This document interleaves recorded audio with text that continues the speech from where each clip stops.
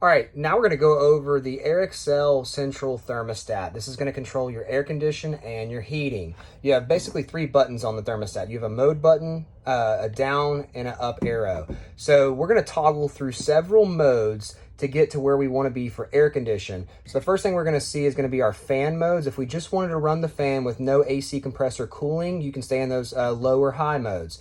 You also have low and high cool modes, but if you stay in those, the air conditioner will actually never turn off. It'll just continue to run. Now, it'll turn the compressor off once it reaches temperature, but the fan will never turn off. So if you like that ambient noise at night, you want to leave that in like low cool mode and then set your temperature of what you want. The ideal thermostat setting that you're going to want to stay in is going to be auto high cool. So right now I have the thermostat set at 73 degrees. This will run the air conditioner until it reaches 73 and it'll cut the air conditioner off.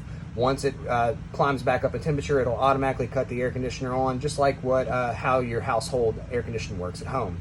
So the other thing you want to know about this is going to control the central furnace heat.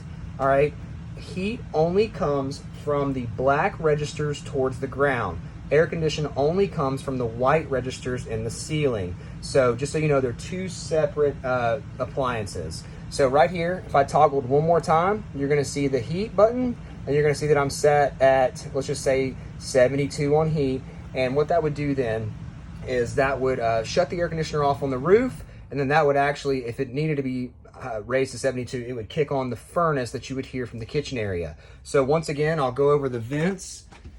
These black vents are going to be furnace only. So no air conditioning is going to come out of those. Then the rooftop register vents are going to be air condition only. So you're going to see those located all throughout the camper. So you can actually point these in whatever direction you'd like to as well, but they run all the way through to the bedroom. Another pointer is you always want to leave these dampers closed on the air conditioner. If you leave them open, what'll happen is it'll short cycle the cold air into the return and it won't cool the camper off. It'll also sometimes freeze over the air conditioner. So those are closed for it to run through all of these rooftop air conditioned white. Black is for furnace. There you have it, guys. Then the next toggle is just going to be off.